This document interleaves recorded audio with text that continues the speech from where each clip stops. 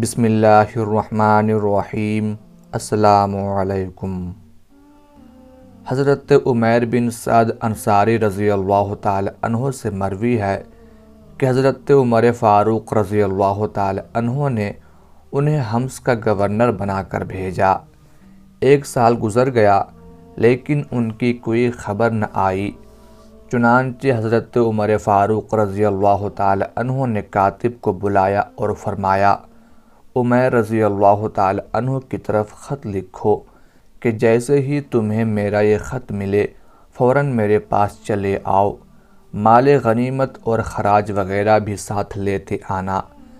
جب حضرت عمیر بن سعد رضی اللہ تعالی عنہ کو امیر المومنین کا پیغام ملا تو آپ نے اپنا تھیلا اٹھایا، اس میں زاد راہ اور ایک پیالہ رکھا، پانی کا برتن لیا، پھر اپنی لاٹھی اٹھا کر پیدل ہی سفر کرتے ہوئے مدینہ منورہ پہنچ گئے۔ آپ رضی اللہ تعالی عنہ حضرت عمر فاروق رضی اللہ تعالی عنہ کی خدمت میں اس حال میں حاضر ہوئے کہ آپ کا چہرہ گرد آلود اور رنگ متغیر ہو چکا تھا اور طویل سفر کے آثار چہرے پر ظاہر تھے۔ آپ رضی اللہ تعالی عنہ نے حاضر ہوتے ہی السلام علیکم یا امیر المومنین کہا۔ حضرت عمر فاروق رضی اللہ تعالی عنہ نے سلام کا جواب دیا اور پوچھا، اے عمیر تمہارا کیا حال ہے؟ حضرت عمیر بن سعد انصاری رضی اللہ تعالی عنہ نے عرض کی، میرا وہی حال ہے جو آپ دیکھ رہے ہیں۔ کیا آپ نہیں دیکھ رہے کہ میں صحیح و سالم ہوں اور دنیا میرے ساتھ ہے جسے میں کھینچ رہا ہوں؟ حضرت عمر رضی اللہ تعالی عنہ نے پوچھا، تم کیا کچھ لے کر آئے ہو؟ آپ رضی اللہ تعالی عنہ کا گمان تھا کہ شاید حضرت عمر رضی اللہ تعالی عنہ مال غنیمت وغیرہ لائے ہوں گے۔ حضرت عمیر بن سعد رضی اللہ تعالی عنہ نے عرض کی، میرے پاس میرے تھیلا ہے جس میں اپنا زاد راہ رکھتا ہوں، ایک پیالہ ہے جس میں کھانا کھاتا ہوں اور اسی سے اپنا سر اور کپڑے وغیرہ دھوتا ہوں، ایک پانی کا برتن ہے جس میں پانی پیتا ہوں اور وضو وغیرہ کرتا ہوں، اور ایک لاٹھی ہے جس پر ٹیک لگاتا ہوں، اور اگر کوئی دشمن آ جائے تو اسی لاٹھی سے اس کا مقابلہ کرتا ہوں۔ اللہ رب العزت کی قسم، اس کے علاوہ میرے پاس دنیاوی مال و متاع نہیں۔ حضرت عمر فاروق رضی اللہ تعالی عنہ نے دریافت فرمایا، اے عمیر کیا تم پیدل آئے ہو؟ انہوں نے عرض کی، جی ہاں۔ آپ رضی اللہ تعالی عنہ نے پوچھا، کیا مسلمانوں میں سے کوئی ایسا نہ تھا جو تمہیں سواری دیتا تاکہ تم اس پر سوار ہو کر آتے؟ آپ نے عرض کی، نہیں، ان میں سے کسی نے مجھے کہا، نہ ہی میں نے کسی سے سوال کیا۔ حضرت عمر فاروق رضی اللہ تعالی عنہ نے فرمایا، وہ کتنے برے لوگ ہیں جن کے پاس سے تم آئے ہو؟ حضرت عمر رضی اللہ تعالی عنہ نے کہا، اے امیر المومنین انہیں برا نہ کہیے، میں ان لوگوں کو صبح کی نماز پڑھتے چھوڑ کر آیا ہوں، وہ اللہ تعالیٰ کی عبادت کرنے والے ہیں۔ حضرت عمر رضی اللہ تعالی عنہ نے پوچھا، تم جس مال کی وصولی کے لیے بھیجے گئے تھے وہ کہاں ہے اور تم نے وہاں رہ کر کیا کام سر انجام دیے؟ حضرت عمیر بن سعد رضی اللہ تعالی عنہ نے عرض کی، آپ مجھ سے کیا پوچھنا چاہتے ہیں؟ حضرت عمر فاروق رضی اللہ تعالی عنہ نے فرمایا، سبحان اللہ، میں جو پوچھنا چاہتا ہوں وہ بالکل واضح ہے۔ حضرت عمر رضی اللہ تعالی عنہ نے عرض کی، اللہ رب العزت کی قسم، اگر مجھے اس بات کا خوف نہ ہوتا کہ میرے نہ بتانے سے آپ کو غم ہوگا تو میں ہرگز آپ کو نہ بتاتا۔ سنیے، جب آپ نے مجھے بھیجا تو وہاں پہنچ کر میں نے وہاں کے تمام نیک لوگوں کو جمع کیا اور انہیں مال جمع کرنے کے لیے کہا۔ جب انہوں نے مال غنیمت اور جزیہ وغیرہ جمع کر لیا تو میں نے اس مال کو اس کے مصارف یعنی خرچ کرنے کی جگہوں میں خرچ کر دیا۔ اگر اس میں سے کچھ بچتا تو میں یہاں ضرور لے کر آتا۔ حضرت عمر فاروق رضی اللہ تعالی عنہ نے دریافت فرمایا، تم یہاں کچھ بھی نہیں لے کر آئے؟ انہوں نے عرض کی، نہیں۔ حضرت عمر فاروق رضی اللہ تعالی عنہ نے فرمایا، حضرت عمیر کو دوبارہ وہاں کا حاکم بنا کر بھیجا جاتا ہے، اس کے لیے عہد لکھو۔ حضرت عمیر رضی اللہ تعالی عنہ نے جب یہ سنا تو عرض کی، اب میں یہ کام نہ تو آپ کے لیے کروں گا نہ آپ کے بعد کسی اور کے لیے، کیونکہ اس کام میں اپنے آپ کو گناہوں سے نہیں بچا سکتا، بلکہ مجھ سے ایک خطا بھی سرزد ہوئی ہے۔ میں نے ایک نصرانی کو یہ کہہ دیا تھا کہ اللہ تعالیٰ تجھے رسوا کرے، حالانکہ وہ ہمیں جزیہ دیا کرتا تھا اور ذمہ کافر کو اذیت دینا منع ہے، لہٰذا میں ابھی عہدہ قبول نہیں کروں گا۔ پھر انہوں نے حضرت عمر فاروق رضی اللہ تعالی عنہ سے اجازت چاہی اور اپنے گھر کی طرف روانہ ہو گئے۔ ان کا گھر مدینہ منورہ سے کافی دور تھا، وہ پیدل ہی گھر کی جانب چل دیے۔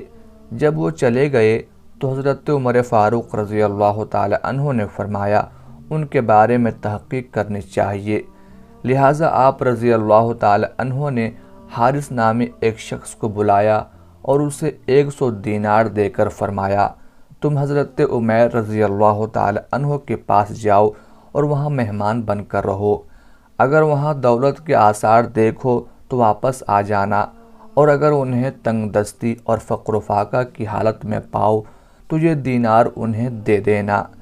جب وہ شخص وہاں پہنچا تو دیکھا کہ حضرت عمیر بن سعد رضی اللہ تعالی عنہ ایک دیوار سے ٹیک لگائے بیٹھے ہیں اور اپنے کرتے سے گرد و غبار وغیرہ صاف کر رہے ہیں۔ وہ ان کے پاس گئے اور سلام عرض کیا۔ آپ رضی اللہ تعالی عنہ نے جواب دیا اور فرمایا، اللہ تعالیٰ آپ پر رحم فرمائے، آپ ہمارے ہاں مہمان ہو جائیے۔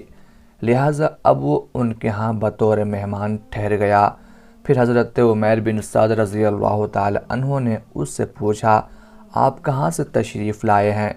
اس نے کہا، میں مدینہ منورہ سے آیا ہوں۔ حضرت عمیر بن سعد رضی اللہ تعالی عنہ نے پوچھا، امیر المومنین کو کس حال میں چھوڑ کر آئے ہو؟ جواب دیا، اچھی حالت میں۔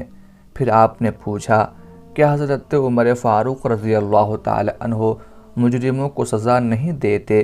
اس نے کہا، کیوں نہیں، وہ حدود قائم فرماتے ہیں، اور انہوں نے تو اپنے بیٹے پر بھی کسی خطا پر حد قائم فرمائی، یہاں تک کہ وہ فوت ہو گئے۔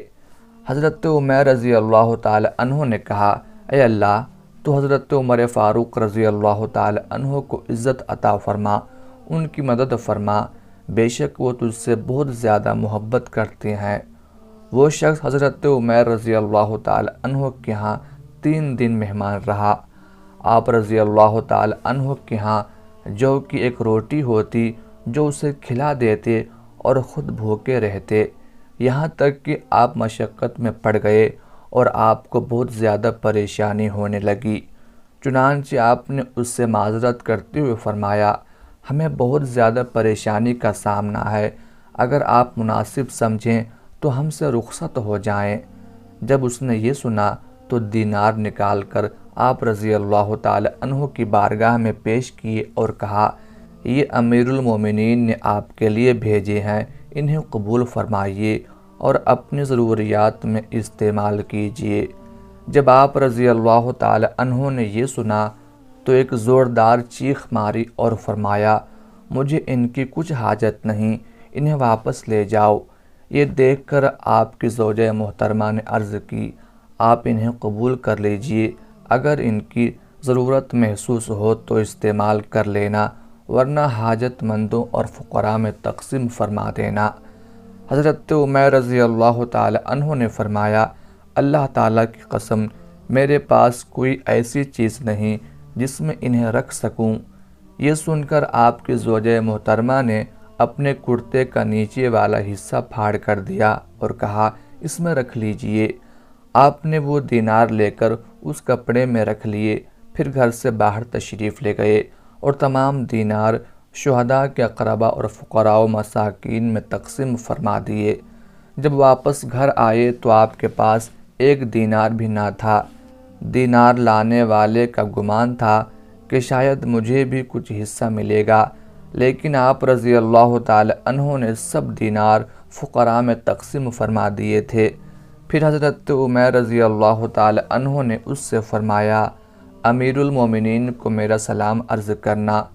پھر وہ شخص وہاں سے روانہ ہو کر حضرت عمر فاروق رضی اللہ تعالی عنہ کی بارگاہ میں حاضر ہوا۔ آپ رضی اللہ تعالی عنہ نے اس سے پوچھا، تم نے وہاں کیا دیکھا؟ عرض کی، بہت تنگ دستی اور فقر و فاقہ کی حالت میں زندگی گزار رہے ہیں۔ پھر آپ نے پوچھا، انہوں نے دیناروں کا کیا کیا؟ عرض کی، مجھے معلوم نہیں۔